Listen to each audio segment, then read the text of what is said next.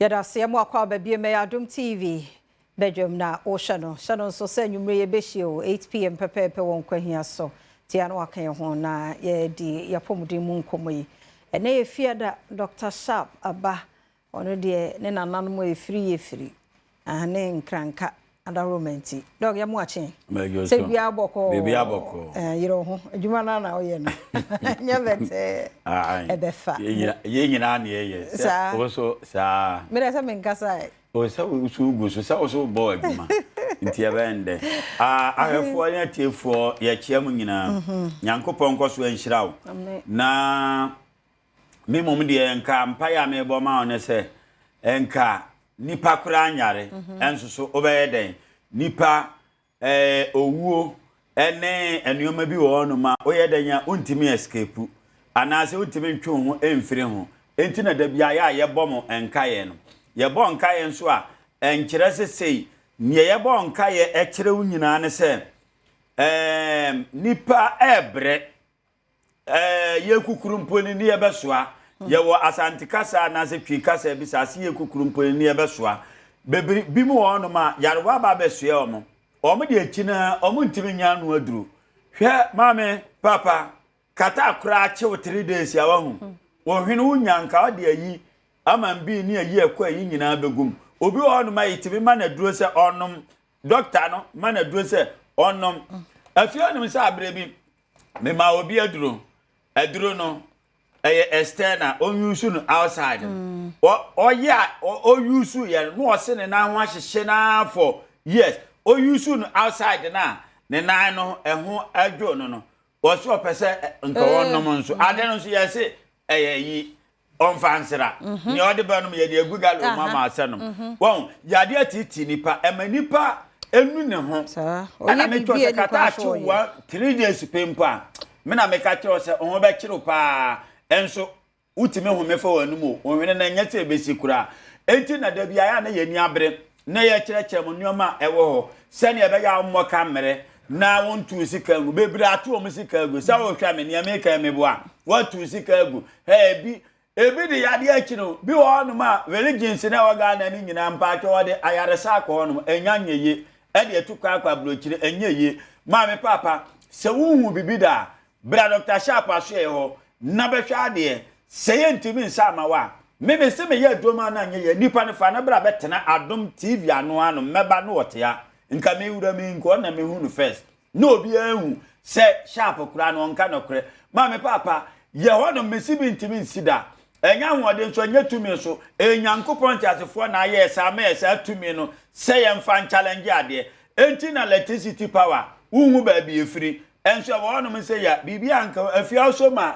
na waya no da wanya wa na obegem obi anka nto se gem wono nsa kan ya wa betem agem sa na tie bibia ne se ne ye no watiasefo asase so wo bra che bibi how wodu obi akina che na no omodi obi free baby dunkwa ofe de no bai obakina na me kire abrante ne se we no omutimi de se nipa no bi o no ma wo abrante no wo maame anase enuoma bi se ni watu anama kodu no bi o no ma onim se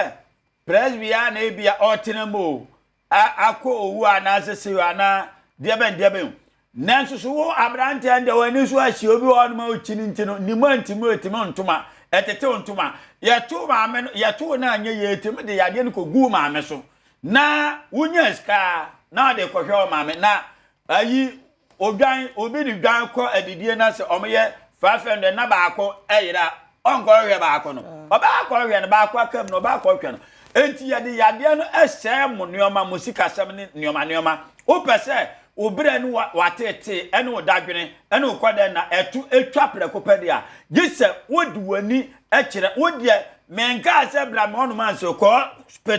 hospital ketu anye no kokase anye ya fuani kire wo anye sa me so beto abrosen eto aso tere onya yaresa me na me ka kire ye wa drontin na de bia ka kyo se ye droma na anye ya me challenge you se memo 15,000 Ghana cedi mo bia ante Sharp nka gunani ma siwo media bia so na chese Sharp kura no oni aduro ma me papa obi bi ntimi nsi mesi achachakwata e na kompope e ne yensa we ho obi honum nso so a nyame mre aso ama na oyende obewu apart from sankrofo ma me papa ya je bia nu honum a de ba honum ntim sa cancer sama ne ko etise de nyesa ebeko so de obi ye ebeko epilepsy atwira ebeko enka ye ya de sa yesa ne ni bibia esi akiri ana me ya de na yesa no me ba cho ensuro sunsun bi ana ni ayi bia kese regulator bi regulating say we say ya me ma aduro nkiri hwe me mo aduro sesi a me ma odi aduane bia me ne bruni ba me firi nkransa ye firi ne kranka sunsum ne tumi ene ahode wo me so abunu sunsum ne ahode nyina eta machi bunu di fo no ona no kasa ma me papa ye nsinsuo ma ansa ne aham ye ni agrokura ya bas asisu se ye be yam ne asanye obonefo asihade afa nyankopon ma ho bia hwani nyame ba obi biara ye nyinsa na wo no bosome enkro eye nyame ba so ye kramani so ye konfo so ye dia ben wo ye nyame ba enu ane se oye nipa ma me papa obi wo ho heart ye yam abeko kidney problem ye ekọ me pa cho wo asma no etese dia di 50 years me yama na nkwa me 15,000 Ghana cedi account ade na ade asma sante wo ukita yi ye friend say yi oxygen maza da wire be fia wo be ye yi no wadum na obehu wo de ma mesa wo sa asma na nkwa mato Ghana mra wo de asma anya be 50 years wo de brem na mesa na nkwa mato Ghana mra ma police agpa be won chimintum be 10 years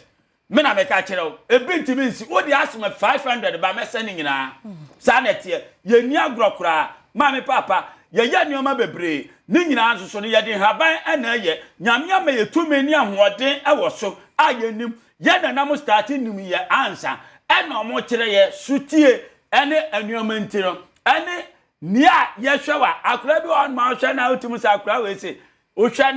na apenda wa wo hwe wo nyina adwuma obetima ya ne se nka meje visa ama be no discard gane me do ba kwa blochi wa wo hwe na yina obi wo haduma wo se operfuom duma obi wo haduma se obi ane ne ode ba transfer so ma me papa entu sika nwu na mra na nsa ma mesu da bia me kasa asem wo abrochire obi wo nipa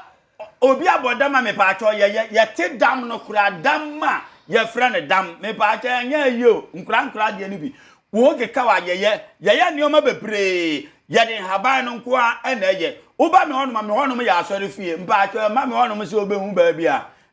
nurse bi ti hono ma na ya asori fie esan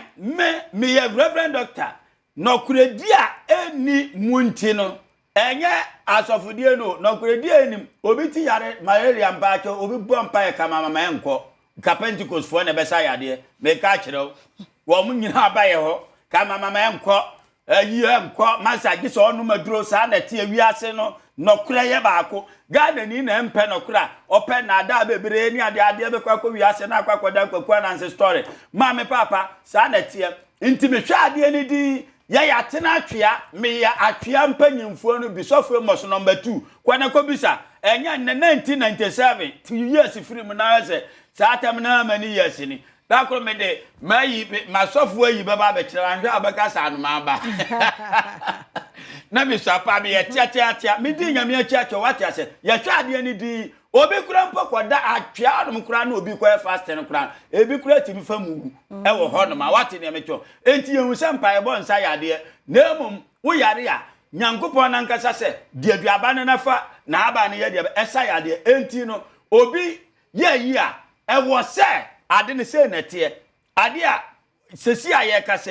we ya modi ahye ho a ye kasa ebe afia sabatri ni ma ebeye enye ye sa broni na chontu mpa ho asem na pese kasa no ba na de battery na chem sa na tienti nipa na ono aboya no sen wa kire ma me papa me wo ka soa o ba me ono ma fa ka soa ka me ni branch oba bia mbie branch ameka kire o ba fa ka soa ka na si overhead na se uso ka so overhead na se a fa ka eko new market naka so besuo ADB bank na e ba ko pe na o ka so aho ADB bank usi on ma nipa bi obehia ni bi aka chense o ko Dr. Sharp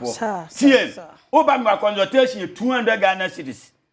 no aboanfo yade no utua bi ye ma adura world medica be kwa ko pe bo sia de aba betua ne aka no every day bia me adwuma number sin na wo TV no so no 050